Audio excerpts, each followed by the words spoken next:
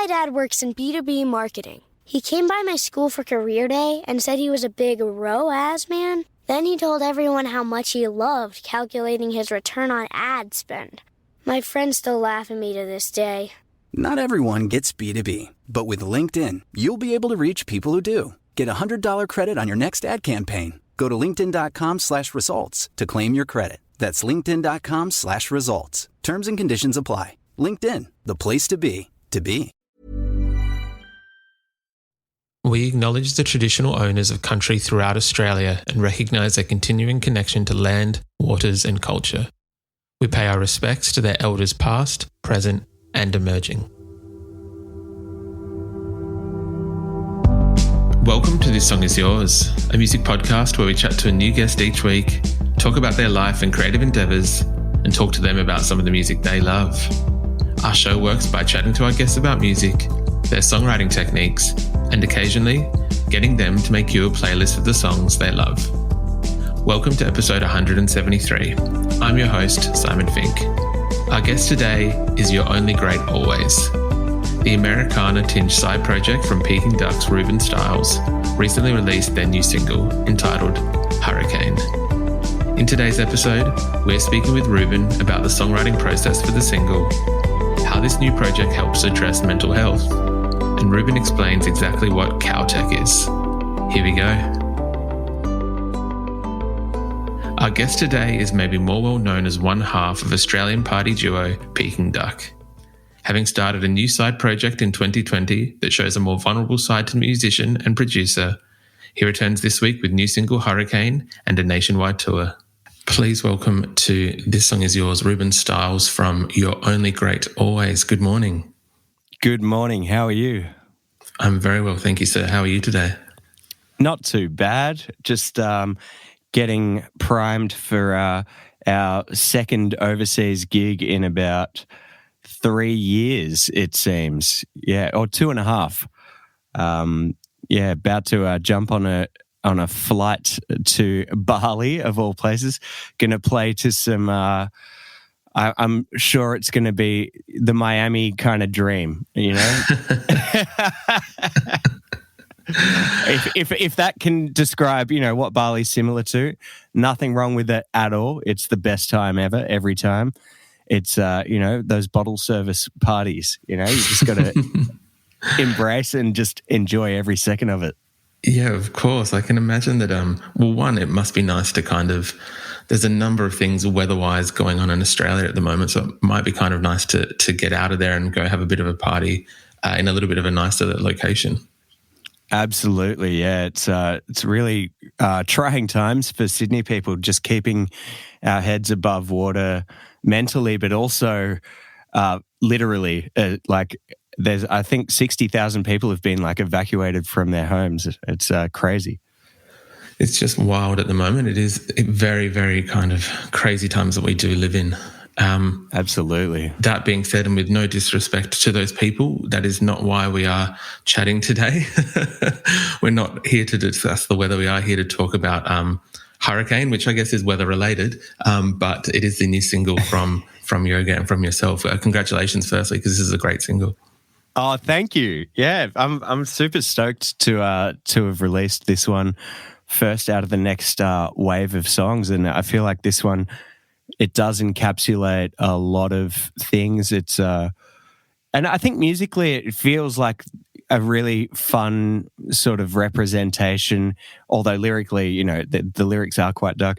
It does feel musically like a nice representation of the project as a whole. 100%. It is most people might know you as one half of Peking Duk, but this track and this project is almost kind of worlds away from that sonically. Musically, it's a combination of, I want to say, folk, of psych, a little bit of electronic, some rock. It is kind of this beautiful melting pot of sounds. Firstly, I guess, what for you, as having done Peking for a number of years, what inspired this kind of sonic shift and where did those inspirations come from? thank you, by the way. All those words you just said, I bow down to you. That was that's everything I needed to hear right now. We'll pack up shop. We'll stop recording. That's it. Yeah. Yeah, I guess with Duck we've been recording, dance bangers for forever. And essentially, our roots come from live music backgrounds and hip hop as well. Adam was in a rap group, so I guess and I played in a bunch of bands, whether they were indie rock or sometimes bordering on folk, and then occasionally, as every kid in year 8 in 2006 did, dyed their hair black and was in a bunch of emo bands too. So I mean, yeah, it's nice having a world where I can just be in the studio doing my thing, and just having, in a way, no rules, and just being able to escape, having a different place. But creating it's still the same room where we make dance bangers, but also having the option to do whatever I want as well. It just makes it super, super fun, and I now love getting to the studio because even if there's stuff that I want to do for Duck, or if there's stuff I now want to do for Y.O.G.A as well, I can make the day challenging and experimental and fun, and essentially, it makes working on Duck songs way more fun too. If I've just been in a psychedelic folk explosion of Western sounds, then I guess going from that into not as lucid, not as bizarre, but then it's nice going into some more straight up anthemic dance bangers. So I love having both worlds, and it's been really fun in every single way. That's awesome to hear. I was, I guess, going to touch on that a little bit later, but since you kind of brought it up in relation to obviously the two projects, you have Duck, you have Y.O.G.A. When you're in the studio and kind of just letting things run free, are there times where you find that you'll be working on something that might kind of start out as something that you believe could be part of a Y.O.G.A track, and that somehow through the magic of songwriting it transforms, it molds, it morphs, and then ends up as part of a Duck track? Well, absolutely. Believe it or not, some of the songs which start out on an acoustic guitar and are written on an acoustic guitar really come mostly to life once you translate it into synthesizers and a big sidechain and slow down the tempo and turn it into a dance banger. And it's one of those things where giving that song a new life makes it exciting to work on it again as well. So if you've only ever known it as like a spaghetti western kind of psychedelic country almost track, if you give it a spin and see what it sounds like, you never know, just getting all those same chords and running them through some fat synths, and then that might then spark new ideas and give the song another rebirth, which I think it's very easy after the first after you think what the song sounds like, it's very easy to think, okay, now it's time to not touch too much. And the only way you can really give it a new life, say it's a song you wrote 6 months ago, that song is kind of done and dusted. But now that there's the two very polar opposite projects, it is really fun. And same goes the other way. If there's a song which is sounds like a dance banger, but if I'm but the chords are just a little bit interesting and a bit, bit bizarre and a bit trippy, and it's all right, maybe let's see what it's like replaying those chords on guitars and then replaying everything, to go through the treatment, the Y.O.G.A treatment of making it a little bit more spooky, a little bit more, I don't know, fluid and fun. And I think that's been a really, really good indication of whether it's a good song or not as well, because I think if the song sounds good, as, you know, a dance track or as an acoustic track or, you know, a cowboy western track. That is, if it sounds good in different genres, then it means the song is all right. And I think that's a really nice take home, is any song can be tailored to any genre.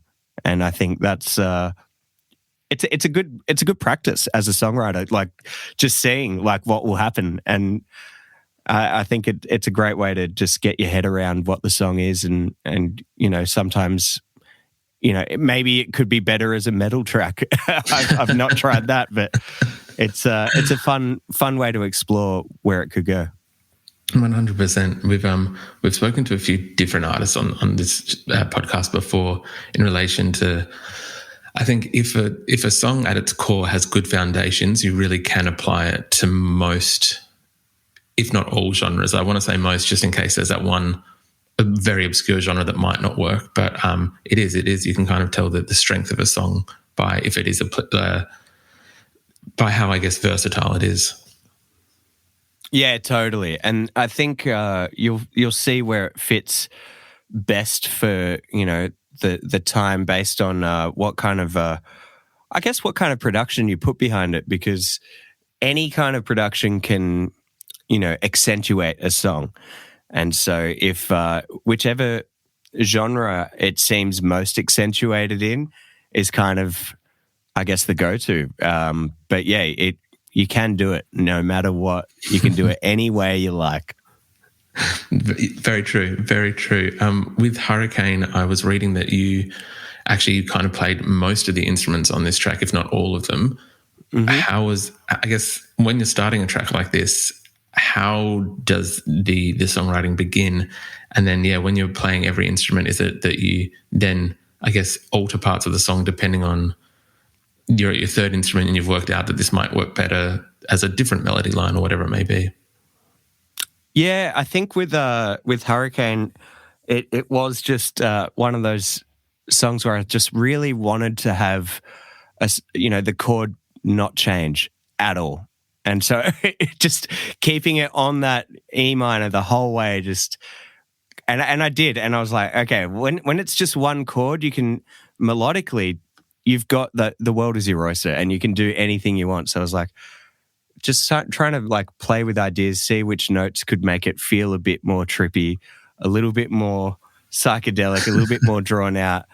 And I think that's where I fell really into a fun space with this. And then just having, you know, the G major in the B7 right at the end of the phrase, only for like a beat each. It just felt like, okay, then it just hits this fun spot, and then you want to be back in that E minor forever. And I don't know. I think listening to a lot of like Townes Van Zandt in the lead up made this song feel like a very natural occurrence. I think in total, I probably spent 3 hours nutting out the form and nutting out the melodies over the verses, and then the chorus, it kind of only goes for, 10 seconds, and then it's back into that verse vibe.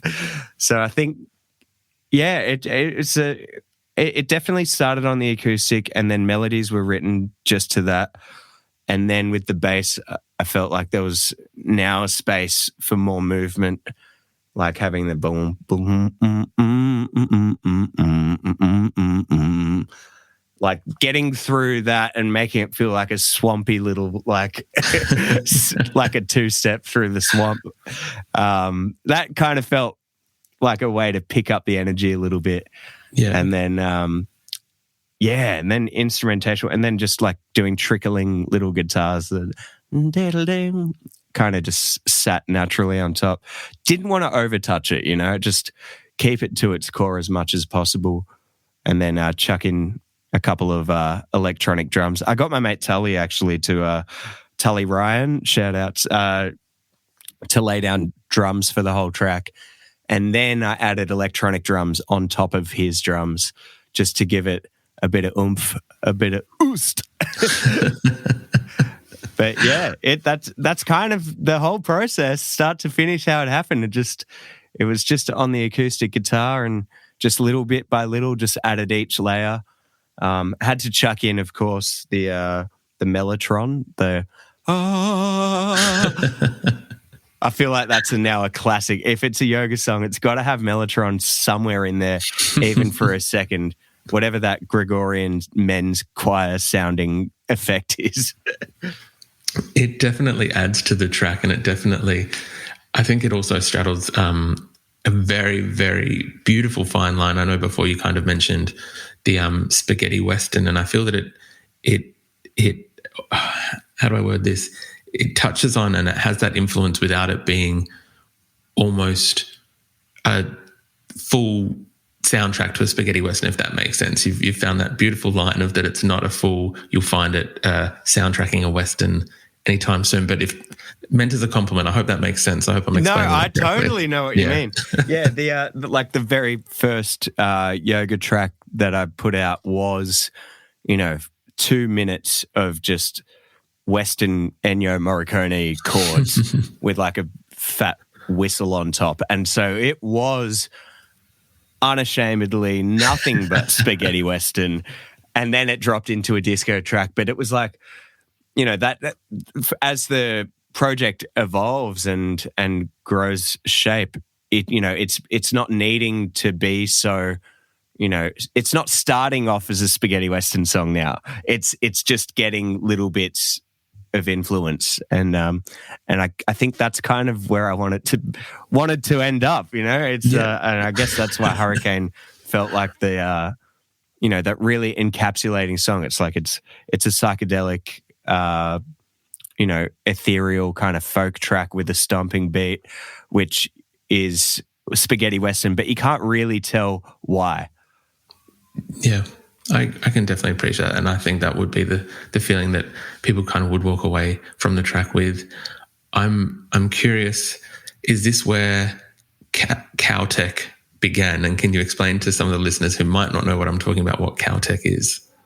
Well, yes, I guess so. COWTECH began just because I felt like there had to be, kind of like a way to explain the genre of Your Devotion, the first yoga song, and it kind of felt like a spaghetti Western track, like a cowboy song, but then over a disco beat.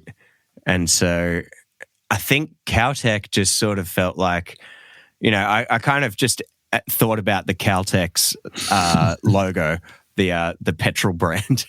Not that I'm endorsing that shit. No, get your EVs, guys. Get your EVs. Spelled very differently. I'll make very clear. COWTECH. I'll put it in the show notes. Spelled very differently. Yeah. Cow, like the non-vegan milk option at the cafe, and tech, like the first half of techno. And yeah, I guess that was it. It was just cowboy techno. And I thought, if the project, could have a DJ set as well as the live show, then the DJ set could be a COWTECH party. And that's essentially where it spawned. And so we got to do the first COWTECH set at Sydney Festival earlier this year. And, well, it was a boot, scoot and hoot of a time. It was so good. Had, everyone, it was still in COVID times where everyone had to be seated, but it was very appreciated. Not that it was the right thing to do, but everyone just got up and started dancing. And I brought like literally 100 cowboy hats to the gig. And so I just started like creating like dance comps and started sending them out to everyone in the crowd. And I think, it's a really fun way to just let your hair down and not take yourself seriously and just, listen to some Western bangers together, some Americana more than anything. But yeah, like Dolly Parton, Stevie Nicks, just bringing that on top of a techno beat, it just makes it fun. Very, very, very fun. The most powerful designer drugs are the digital ones we use daily. And we get high off them. one touch, tap, like, scroll at a time. You know, just like tech creators want us to. Use digital without digital using you. Learn more at sync.ithra.com. This season, Instacart has your back to school. As in, they've got your back to school lunch favorites like snack packs and fresh fruit. And they've got your back to school supplies like backpacks, binders, and pencils. And they've got your back when your kid casually tells you they have a huge school project due tomorrow. Let's face it, we were all that kid. So first, call your parents to say I'm sorry, and then download the Instacart app to get delivery in as fast as 30 minutes all school year long. Get a $0 delivery fee with your first 3 orders while supplies last. Minimum $10 an order. Additional terms apply. Even just discussing it now, I am quite excited to see when you go out on tour, which we'll touch on a little bit later. But yeah, I'm not surprised that people kind of got up and started dancing and kind of disregarded the rules in a very respectful way, and we're fine now. We're not in restrictions anymore. But I guess having those gigs and having that kind of music that is a sense of people love country. I feel like it gets a bit of a bad rap, but it is about coming together. It's usually about coming together, loving something as a collective. I know that Y.O.G.A, from its inception, I think in 2020 or 2019, I think 2020, that it has been not just about the music, but it's also been about, I guess, having that collective and having a group of people or support behind it. Was that always from the get-go important to you to kind of not just have it as another project, but have like a multifaceted kind of project, if that makes sense? Absolutely. Yeah. When I was, super young, when I was 17, I lost one of my best mates to depression. And I think from there, I realized, coming together and talking and, being there for each other is very important. And I think during COVID times, especially, it felt, like we were so isolated and so disconnected that I could see in everyone's face, even though it might have only been on Zoom, just like, you'd meet people when whatever that app was where you could have a group of 16 people having a beer together. Like that lasted like a week. It was not the same. And, that being next to someone in the flesh is so important. Like, even if it's just, catching up with a mate for a beer before you go have dinner, or whatever it is, like just spending the time, focusing on relationships and coming together is super important. And I guess the Y.O.G.A project, I always wanted to, find a way to include, mental health in music. And it's, and I totally reckon there's something very absolutely great about Duck having its, don't take yourself seriously philosophy. It's super important, and being able to, and that's also very, very based on coming together. But I feel like with Y.O.G.A, I also wanted to have the opportunity to create spaces where people can talk. And so like with the Instagram, we've got like mental health stories, which is every 2 or so weeks, where we just share another story from either a friend or someone else in music, or someone who's just hit us up and said, hey, can I share a story? And I think it's just a nice way for people to just, let their guard down a little bit and feel like it's okay to talk about things. Because whilst you should always, celebrate good things, it does feel a little bit harder in Australia to talk about the harder things. And I think that's something I feel very passionate about changing, even if it's like 0.0001% changed and only amongst my friends. That's awesome. That's a start. And I think that's something I firmly believe in. And yeah, I'm stoked that I can bring my project, like with Y.O.G.A, not just release music, but do some of that too. 100%. I think that firstly, in what you said, Australians, there is a tendency to, even though you can acknowledge it, you'll still have that mentality of, just not toughen up, but kind of like you're fine, things aren't that bad, kind of move on. And it is that. Oh, it's not just toughen up, it's have a cup of concrete and harden the F up. Exactly. I think that there's this mentality that you just have to kind of move on and not deal with things. And from what I could see in doing a bit of research for today, having a look through the socials for yoga, kind of seeing the community that's being built around there, it does look as though there is kind of change being impacted, or people being able to enjoy or have that outlet to discuss and, as you said, raise things. So I think it is a brilliant thing in what you're doing. And I can imagine, that it's probably not as easy to kind of do, especially coming from such a successful project such as Duck. You're not in a position where you have to do this, but you're wanting to because it obviously is very important to you. So for that, I do commend you, Reuben. It is a fantastic kind of other aspect of the project. Thank you so much. It's nice to see that kind of stuff does get appreciated, because you realize you could focus a bit more time and effort onto, I don't know, marketing or music or something like that. But it's something which, if you can do it, why not? 100%. Not to go back to talking about more music, but let's.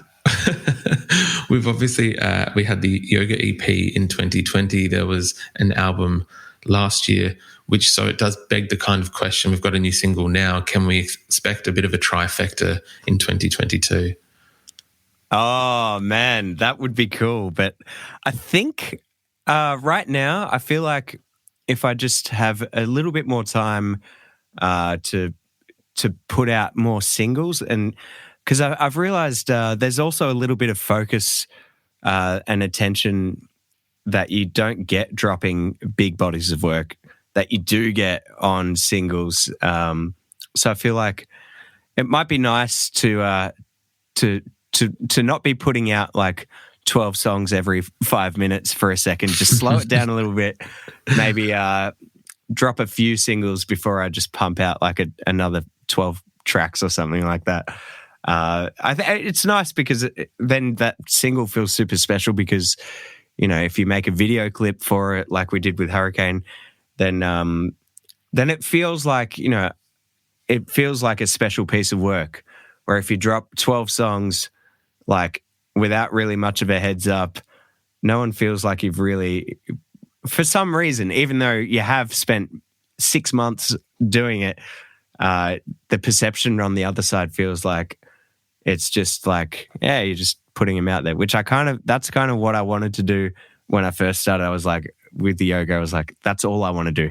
Just drop 12 songs every 12 months and just not really talk about it. But I can see the value in, just getting behind it a little bit. And now when, we've got a national tour coming up, and I feel like if there's more opportunity to share the project and more opportunities gained by, for the world of, mental health stories and things like that, I can understand singles for the next little bit, and then probably an album early next year. That's very, very exciting. You are, as you mentioned, about to go on tour. I think by the time this episode comes out, you'll be starting the tour this week. What are you most looking forward to in terms of taking these shows, both COWTECH DJ sets and the Yoga Live shows around the country? Yeah. Oh man, it's pretty exciting times. I've spent the last probably week straight making new edits for the COWTECH DJ set, just so that every song I play, no one else has. And I feel like it's a super important part about DJing, is to make a unique experience. Where with the live set, it's just we're just going to play yoga songs, and it's going to be as unique as it gets. But creating that COWTECH DJ set it's quite the adventure and journey. And because I've done so many, I've done 2 volumes of COWTECH for Apple Music, and I've done one for Triple J as well. I feel like doing it live in the flesh, it's such different. They're just going to need different things. Like with a live set, you want it to be a party. You want people to feel like it's, you're not being too cool. With an online mix, you can go as cool as you want, and you can make it very, very, you can make it for the music nerds. Where at the party venues, it's kind of in a weird way the opposite. Where although the theme is exactly the same, it's still cowboy techno. It's just like very, very different music, and I think it's been really fun just accepting that and just creating heaps and heaps of really fun party bangers that are just going to be, that are just going to be really fun. And I think once Splendor got announced and once, we got added to Splendor for doing a COWTECH set at the Byron Bay Brewery stage, I was like, okay, let's go ham. And so I've just been bunkered down in this studio and also just making sure I can dance to each song, just like jumping around, putting on my cowboy hat and just being ridiculous. And I think that's really exciting for me. Also because I've done a lot of live sets recently, so it's just the new adventure, the new chapter. I already can kind of picture how these shows are going to play out, and I'm very envious of everyone who is going to Splendor to see that set. Very quickly, for those people who don't have Apple Music, we'll put the links for those COWTECH mixes because they are fantastic as well. Reuben, very quickly, lastly, we would ask our guests usually what they are listening to, if there's a record at the moment that is kind of on high rotation in your house or studio, wherever it may be. Well, this is hilarious. It sounds nothing like Y.O.G.A and it sounds nothing like Duk. But I was recently, as soon as we found out we could travel overseas again, my wife and I decided to go to Hawaii for the first time. And musically, I've not found a richer place. That is the most incredible. I don't know. It's like another form of escapism. Hawaiian music just does something which no other music can, and it might be because they do like 3-part harmonies, and all 3 singers have such strong vibrato, which you'd never normally want in harmony singing. Like you'd want them just singing straight so you can get that perfect chord, but the imperfection of these incredible voices just, it hits you in a different way. Anyway, so the record I'm smashing at the moment at home, which I've got a few Hawaiian records now on rotation, but there's one from Gabi Pahanui, which I'll send you the link. It's if it's even on Spotify, hopefully it is. But yeah, it's any Gabi is going to blow your mind, and especially there's one song, Blue Hawaiian Moon, which kind of opened up the world of Gabi to me after listening to. I saw a band down at like some venue there, and they were a 3-piece, and I couldn't find their records anywhere, but turns out they do have iTunes, which is cool. But yeah, it just opened up a world, and I ended up in a rabbit hole of just on a music adventure through Hawaii, just discovering so much stuff. But check out Gabi, Blue Hawaiian Moon. If that song starts ticking things for you, then dive down that rabbit hole. It is a good place. That's incredible. I'll make sure that, please send through the links. I'll make sure we put them in the show notes for everyone to kind of access and have a listen.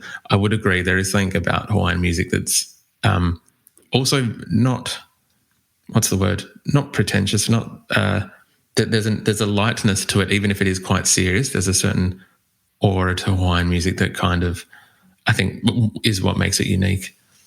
Yeah, the fact they invented, slack key guitar and slide guitar. Imagine like country music without slide.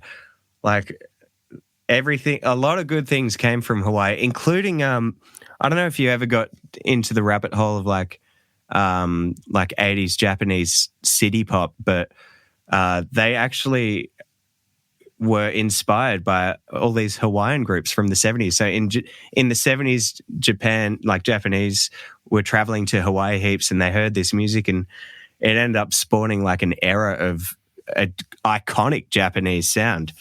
And so it's very multifaceted. Hawaii, what a place. I feel like this is going to set a few different people down different wormholes of Hawaiian music and the influence that it's had on music as a whole. Reuben, thank you very much for your time today. I do appreciate it. The brand new track from Y.O.G.A is Hurricane. It is out now. You are on tour as of next week. We'll put those in the show notes as well so people can buy tickets. But again, thank you for being on the podcast. Thanks for having me on.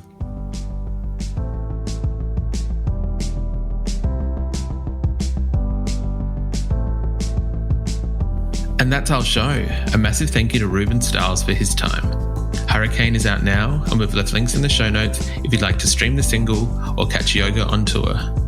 We also want to give a huge shout out to Nick at Sony Music Australia for helping out with today's interview.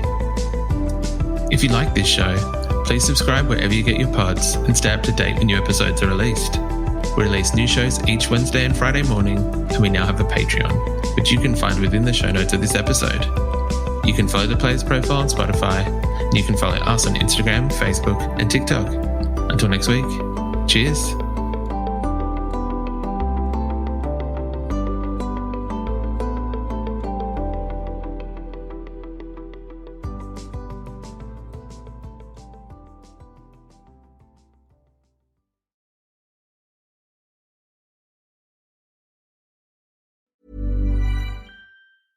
Imagine the softest sheets you've ever felt. Now imagine them getting even softer over time. That's what you'll feel with Boll & Branch's best-selling signature sheets in 100% organic cotton. In a recent customer survey, 96% replied that Boll & Branch sheets get softer with every wash. Start getting your best night's sleep in sheets that get softer and softer for years to come. Try their sheets with a 30-night guarantee. Plus, get 15% off your first order at bollandbranch.com, code BUTTERY. Exclusions apply. See site for details.